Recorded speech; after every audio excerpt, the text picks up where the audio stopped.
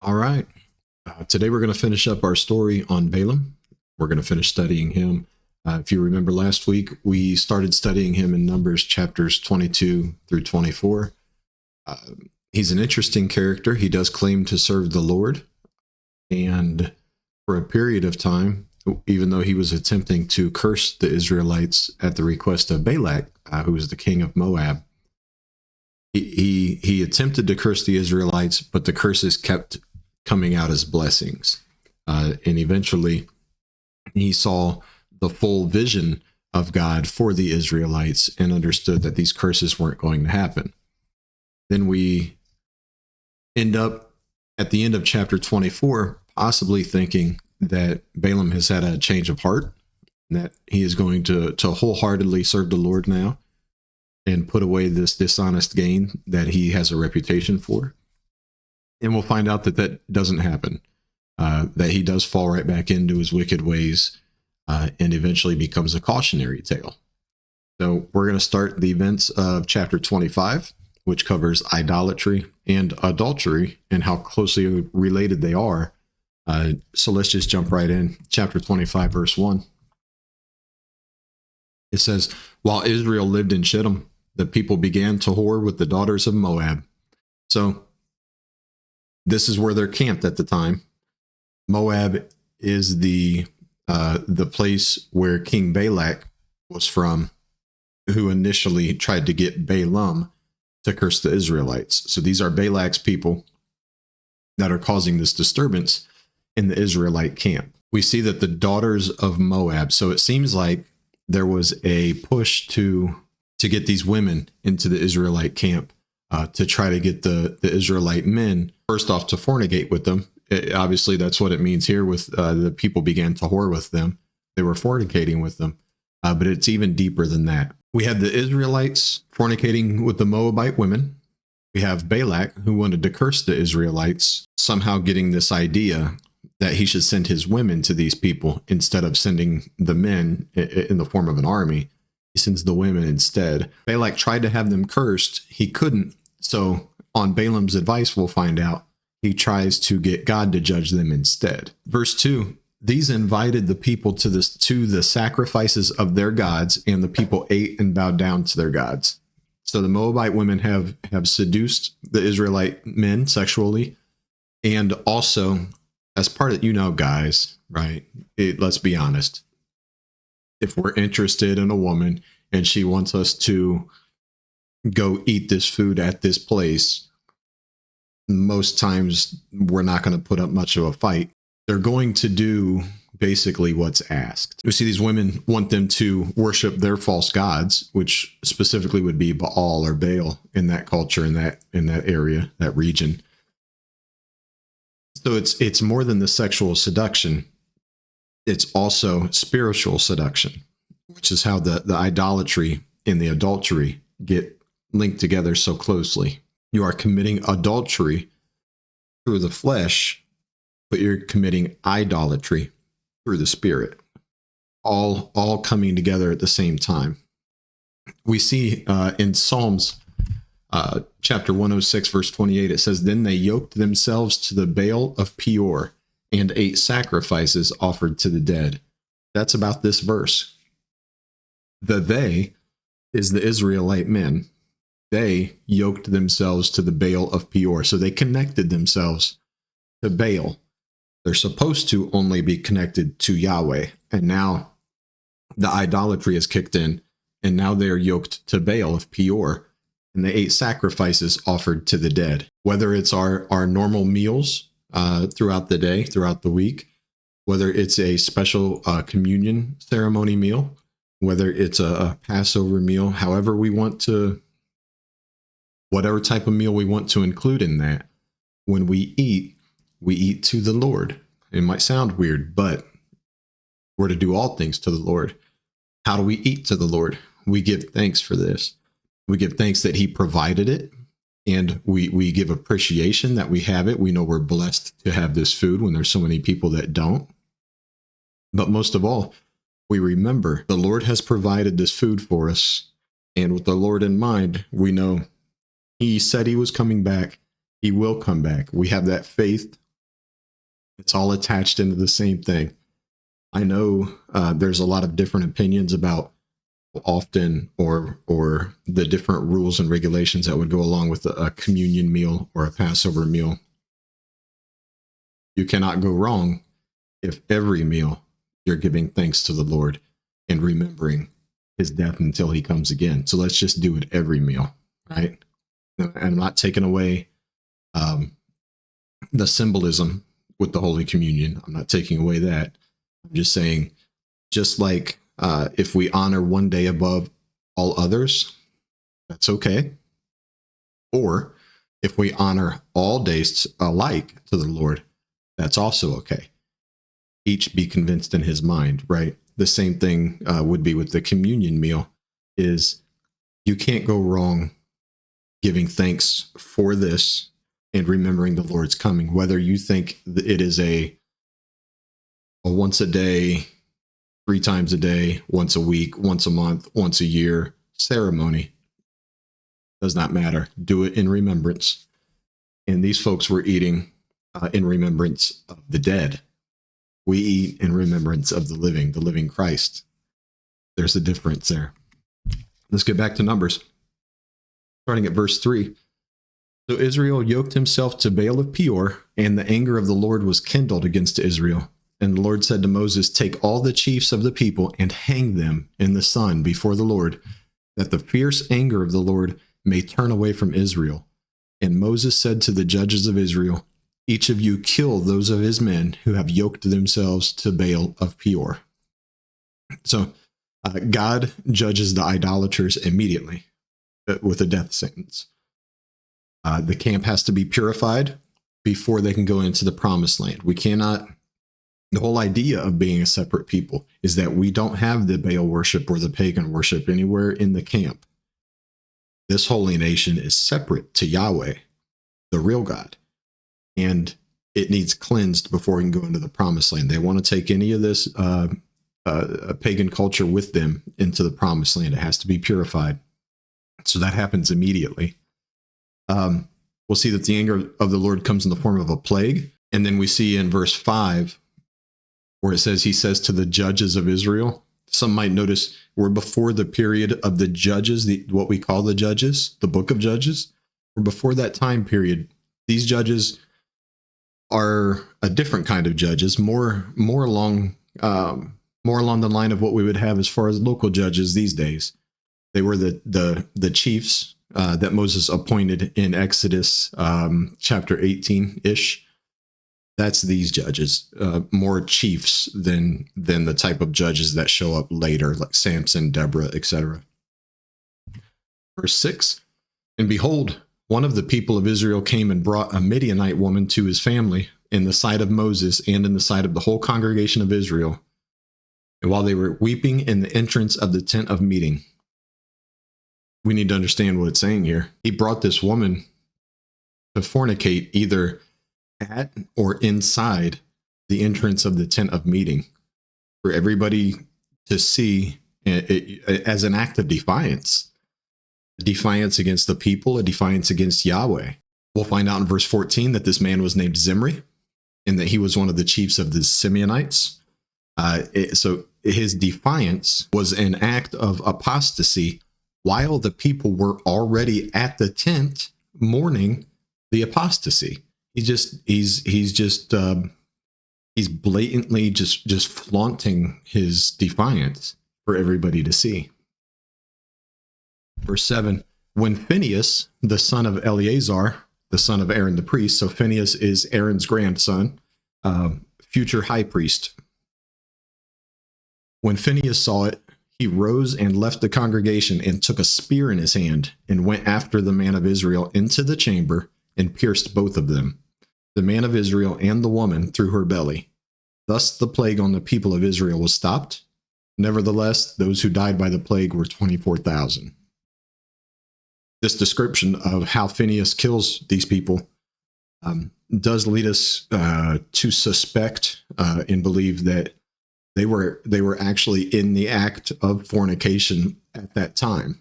This one spear thrust driving down through him into her, through her, would suggest activities. So Phineas grabs the spear, stakes him down, and that stops the plague. That eases the wrath that came out from God. And this is also where we get the knowledge in verse 8 that this wrath of God came in the form of a plague in this scenario. I believe this would be the final act of purification before they would enter into the promised land. It's going to jump around a little bit coming up, so we can't be dogmatic about it, but it does appear that this is the last purification before they enter into the promised land. Moving to verse 10, the Lord said to Moses, Phineas, the son of Eleazar, son of Aaron the priest, has turned back my wrath from the people of Israel, in that he was jealous with my jealousy among them, so that I did not consume the people of Israel in my jealousy. Therefore say, Behold, I give to him my covenant of peace, and it shall be to him and his descendants after him the covenant of a perpetual priesthood, because he was jealous for his God and made atonement for the people of Israel. So we see that Phineas, people, there's probably a couple people out there that are upset. Phineas is a murderer. He murdered those people. He should have just said to stop. Well, it looks like the Lord anyways approved of what Phineas did, because such a blatant act of defiance is not something that you correct lightly. It is something that you correct definitely and immediately, so that it does not happen again in the camp. Verse 14, the name of the man slain in Israel who was killed with the Midianite woman was Zimri, son of Salu, chief of a father's house belonging to the Simeonites. And the name of the Midianite woman who was killed was Cosbi, not Bill, the daughter of Zur. That name will come back up later. Zur, who was the tribal head of a father's house in Midian. Now, we might start to get confused that we're hearing about Moabite women, but we're seeing Midianite. We have to understand at that time, the Moabites and the Midianites were very interconnected. Sometimes the term overlaps for both. So now we have the prescribed retaliation of the Israelites, starting in verse 16. And the Lord spoke to Moses, saying, Harass the Midianites and strike them down, for they have harassed you with their wiles, or their cunning, with which they beguiled you in the matter of Peor, and in the matter of Cosbi, the daughter of the chief of Midian, their sister, who was killed on the day of the plague on account of Peor. And this Peor that they're talking about is the Baal of Peor incident. It would be how it's widely known. They seduced them sexually and tricked them into committing idolatry. We'll read more about that when we get to Numbers chapter 31. For now, we're going to do a little bit of moving around. Numbers chapters 26 to 30 are kind of a interruption. The story stops at the end of 25, and then it recaps a few things.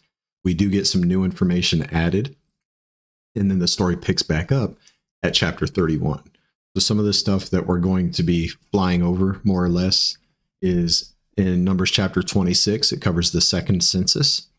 The first one had the men that came out of Egypt into the wilderness. The second census is going to be the men that are going from the wilderness into the promised land. They are two separate generations. It's not the same people. We learned that because when the 8 spies brought back the bad report, then the people decided they didn't want to go into the promised land, so they rebelled. So God judges them with the wilderness wanderings. They get 40 years in the wilderness until that generation dies out, and then the next generation gets to go in and inherit the promised land. We see that the entire generation was wiped out. Nobody that came out of Egypt goes into the promised land except 2 people. And if we remember the story, we know who those 2 people are. We will cover that back again. Let's pick up in Numbers chapter 26, verse 63. It says, These were those listed by Moses and Eleazar the priest, who listed the people of Israel in the plains of Moab by the Jordan at Jericho. So they just finished up the census That's what it's talking about. They finished the census, and those people were those listed. Verse 64, but among these, there was not one of those listed by Moses and Aaron the priest, who had listed the people of Israel in the wilderness of Sinai. For the Lord had said of them, they shall die in the wilderness. Not one of them was left, except Caleb, the son of Jephunneh, and Joshua, the son of Nun. So there we are with our two people that came from Egypt that were on the first census, that get to go to the promised land that were in the second census. Only those two. Not even Moses. If you're familiar with the story, you already know that, but not even Moses gets to go in. So we move to chapter 27, and we pick up at verse 12. And so chapter 27 starts with some rules and regulations regarding land deeds. That is worth a study. That's just not what we're looking at here. So we're kind of flying past that. And then we see that even though Moses is prohibited from going into the promised land, the Lord does still show it to him. So Numbers chapter 27, starting at verse 12, the Lord said to Moses, go up into this mountain of Abarim and see the land that I have given to the people of Israel.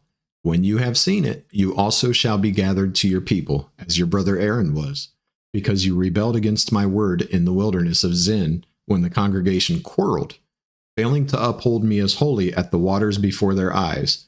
These are the waters of Meribah of Kadesh in the wilderness of Zin.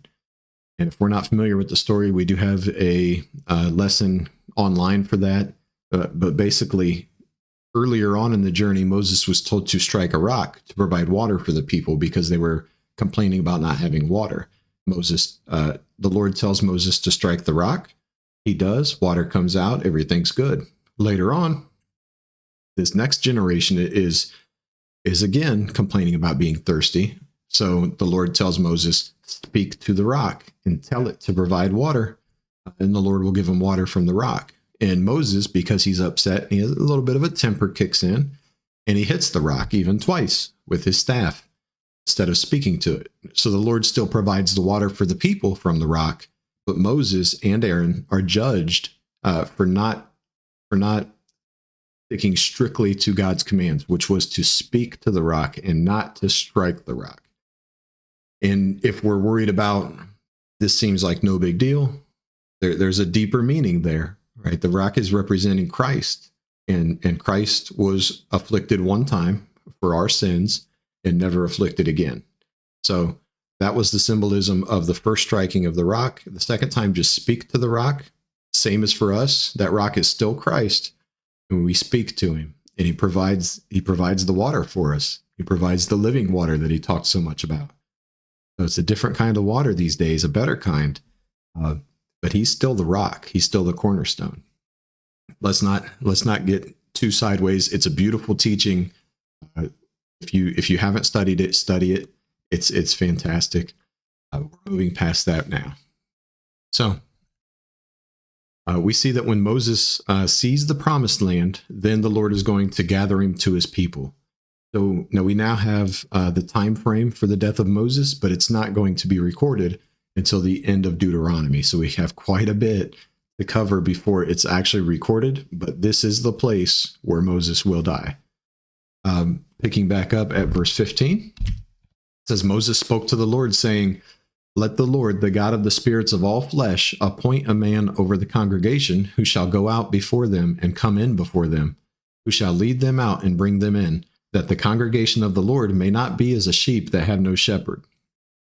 Moses is concerned about the people. He knows he's not fighting that he's going to die. He's aware. And at this time, Moses is near 120 years old.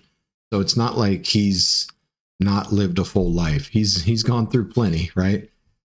So he's not even concerned about him dying, really. He's concerned that once he does die, there needs to be a good leader in place for the people of Israel. Otherwise, they'll be like a sheep without a shepherd. And there's a lot of meaning in those words too, isn't there? But this is another example of why Moses was so favored by God. He did not care about what was happening to him personally. He cared about the reputation of the Lord and the people of the Lord.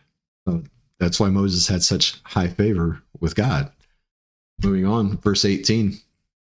So the Lord said to Moses, take Joshua, the son of Nun, a man in whom is the Spirit, and lay your hand on him.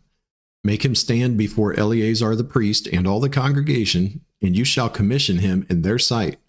You shall invest him with some of your authority, that all the congregation of the people of Israel may obey. And he shall stand before Eleazar the priest, who shall inquire for him by the judgment of the Urim before the Lord. At his word they shall go out, and at his word they shall come in, both he and all the people of Israel with him, the whole congregation. And Moses did as the Lord commanded him. He took Joshua and made him stand before Eleazar the priest and the whole congregation. And he laid his hands on him and commissioned him as the Lord directed through Moses. So there's a few things there. The Urim and Thummim, these are also another good study that we've already covered. We're not really going to rehash that right now. Let it at least be known that this is not some sort of divination like Balaam would do. But there are some similarities, except that this is to Yahweh. One thing that might stick out to us is verse 18, where it says, take Joshua the son of Nun, a man in whom is the Spirit. This is one of the first times we start hearing about the Spirit. And for those that don't know, we have the entire Godhead in the Old Testament. We see it more thoroughly in the New Testament, but it is all there in the Old Testament for us if we study for it. So we see the Spirit is already in Joshua. Let's take a little bit of a look at what that might mean. So in Exodus chapter 35, verse 31, it says, and he has filled him with the Spirit of God. Now the him here is Joshua, all right? He has filled Joshua with the Spirit of God, with skill, with intelligence, with knowledge, and with all craftsmanship. So Joshua is a very skillful person. We know that he's been Moses' assistant since his youth. We already read that. We know that he's faithful and trustworthy, and that he is obedient to the Lord. He was one of the spies, him and Caleb. That's why they're allowed to go into the promised land, is because they were the only two spies that scouted the promised land and were not afraid of the unusually tall people or giants that were in the promised land. They weren't scared. They say, Yahweh is fighting on our side. It does not matter the stature of the people that are there. This is God's fight. He's just bringing us with him. So they understand faith. So we see a few of the evidences of the Spirit that are in Joshua here in Exodus. We see again later on in Deuteronomy chapter 34, verse 9, talking about Joshua again. It says, Joshua the son of Nun was full of the spirit of wisdom, for Moses had laid his hands on him. So the people of Israel obeyed him and did as the Lord had commanded Moses. That's referring back to Numbers here where we're studying. So we see that Joshua had an array of different gifts. And being chosen by the Lord is not the least of those. So we see he's been prepared his entire life for this role. He might not have known it. Certainly the Lord knew it. Moses probably didn't know it. But God knew. And Joshua was being prepared from his youth to take this spot. Now, as we move forward, there's some more rules, some more regulations that are given to the people. That's in Numbers chapter 28, chapter 29. Covers the offerings of the Israelites. Numbers chapter 30 covers some vows, some different vows. If a man makes a vow, if a woman makes a vow, some things that are certainly worth studying that don't pertain to our current study, but they are good to look into. So what we're getting to now is picking back up on Balaam's story, which is what we're more studying. And that takes us back into Numbers chapter 31. And it's starting at verse 1. It says, the Lord spoke to Moses, saying, avenge the people of Israel on the Midianites. Remember how chapter 25 ended? He said that he assigned them to harass the Midianites because of what they did in causing the idolatry. Now we're seeing him pick up right there in that conversation. So avenge the people of Israel on the Midianites. Afterward, you shall be gathered to your people. So Moses spoke to the people, saying, arm men from among you for the war, that they may go against Midian, to execute the Lord's vengeance on Midian. Moses is told that after Midian is, or after Israel is avenged, he will be gathered to his people. But again, we know where it's going to happen. It's going to happen on that mountain. We know when it's going to happen. It's after they're avenged. But again, this won't be until the end of Deuteronomy that we read about it. Picking back up here, we need to keep in mind that the Israelites didn't even originally want a conflict with the Moabites or the Midianites or any of these people. Remember, they were just trying to get to the promised land. They tried to go through Edom. Edom blocked them. They end up fighting Sihon and Og. They're going around the eastern side of Israel, what would be Israel, towards the promised land. And before they can get there, they just want to take the highway again. They're just asking the Moabites and the Midianites, let us just pass through. Just take the highway. We won't eat anything. We won't drink anything. We'll just pass through. We're just trying to get to our land, but it's on the other side of your land. So just let us take the highway. And remember, Balak got very insecure, and he decided that he would try to have them cursed. And now he's still scheming against that. He does not want them even passing through his land. He's in dread, it says. He's very scared of the Israelites. And now he has a reason to be, because now he has stirred up the Lord against him. So we'll pick back up here in verse 4. You shall send 1,000 from each of the tribes of Israel to the war. So there were provided out of the thousands of Israel, 1,000 from each tribe, 12,000 armed for war. So 12 tribes, 12,000 people. Moses sends them to war, 1,000 from each tribe. He sends Phineas, the guy with the spear. He sends him, but not to fight. He's there as the priest. He takes some of the stuff from the sanctuary, the trumpets, the alarm. That's how they. That's literally the alarm that they sound for attack. It would be for retreat, but the Lord's army is not retreating. It's a sign of danger. Would be a different sound from the same horn. They would blow it a different way. And it's likely that he probably took the Urim and Thummim with him too. But we don't know that. We don't have it listed. It just says the vessels of the sanctuary. In verse 7, they warred against Midian as the Lord commanded Moses. They killed every male. They killed the kings of Midian. Now, how can there be more than one king? The word that's used for kings there, again, is the same word that could be used as tribal chiefs or maybe city. City's not even a good word. Some of them would have been city elders, but we mean leaders, important people. These weren't actually 5 kings with a crown. Balak was the king. These were 5 important leaders that were there. Okay, and verse 8: they killed the kings of Midian with the rest of their slain. So they killed all the men, and they killed the kings. And then, very interesting, after we see the names there. Evi, Rechem, Zur, Hur, and Reba. Those were the 5 kings at the end of that verse. And they also killed Balaam, the son of Beor, with the sword. Now, if Balaam was serving the Lord, would his people have killed him? Would the Lord have commanded to kill them with Balaam there if Balaam was serving the Lord? No. Balaam was judged because of his wickedness in this situation. And we'll get more proof into that. If we're not convinced yet, we will get more proof into that.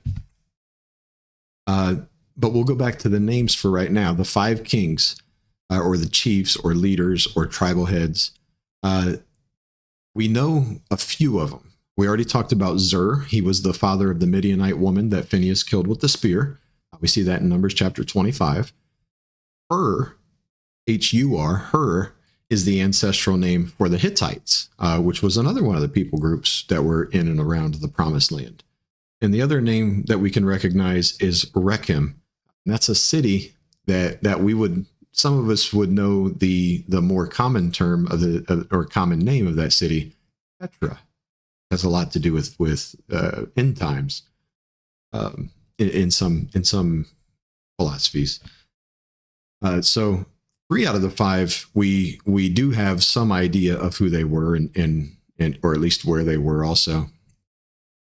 But the fact that they killed Balaam, A wicked Balaam, he comes to his end by the sword. And if we still think that he may have been an honest man, maybe he just got caught up by mistake there, whatever it ends up being.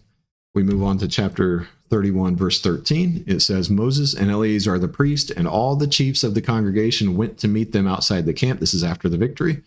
And Moses was angry with the officers of the army, the commanders of thousands and the commanders of hundreds who had come from service in the war. These are his own people. He's angry at the commanders of the Israelite army. Why? Verse 15, Moses said to them, have you let all the women live?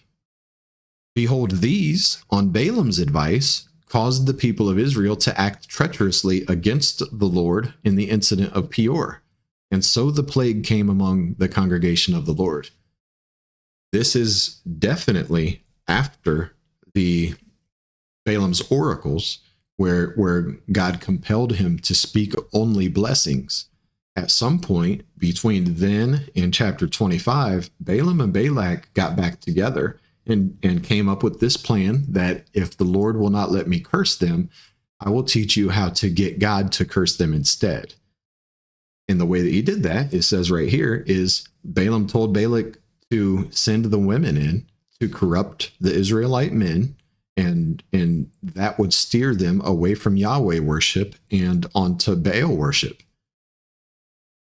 So Balaam was much more than a false prophet. He was a wicked prophet actively working against the Lord, and he was judged accordingly for that.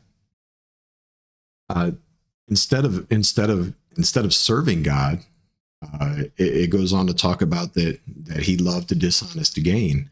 Well, certainly he got some sort of gain for this. He didn't trade this information to Balak for free. But what does it profit him to gain the whole world and lose his soul? Right? This is we read that too, and that's exactly what's happening here. We move on. We have the finish of the story of Balaam. We've already pointed his connections back from how he was known as a famous seer, a divination specialist, a sorcerer, whatever we want to call him. He was known for that. He had a reputation. He was offered money and honor to do these things. And even though he couldn't curse the Israelites as much as he wanted to, he still found a way. He found a loophole. So let's not find ourselves in a place where we're looking for loopholes to get around God's teachings and serving the Lord. If we're using the loopholes, saying, well, technically, this and technically that, the Lord doesn't like loopholes, right? If you're going to do that, you might get strung up by that loop, like Balaam did. You might end up, on the end of a figurative sword. Spiritually, your heart can be hardened by continuing to push back against what the Lord's decided. And certainly Balaam knew that those people were to be blessed, and he saw the Messiah coming, and he still decided, I would rather have my wicked gain than serve the Lord. It's a heck of a choice. Let us not fall into that. So the idea of wanting, let's start with money. Money's not evil. Honor is not evil. Fame, I guess, would be kind of considered honor, so it itself wouldn't be evil, right? But we're told a few things. The love of money is the root of all kinds of evil. So money itself isn't evil, but what will you do for it? What kind of evil will you do to get that money? Now there's the evil. Then we move on. Honor itself isn't evil. We're told to honor those that deserve honor. There's certainly people that deserve honor. Nobody deserves the worship that's only for the Lord. Nobody deserves the level of honor that's only for the Lord. But honor itself isn't evil. But what will you do to get that honor? What will Balaam do in order to get that money and get that honor? Would he go against the very God that he knows is real and knows is true? Will he go against that just for money and honor in this short life instead of laying up permanent treasures that last forever? So let's not fall into that situation. Let's invest. Let's invest in the future. There's nothing wrong with having now, but it's so much better to just stockpile treasures for the future. Let us live that way. Amen.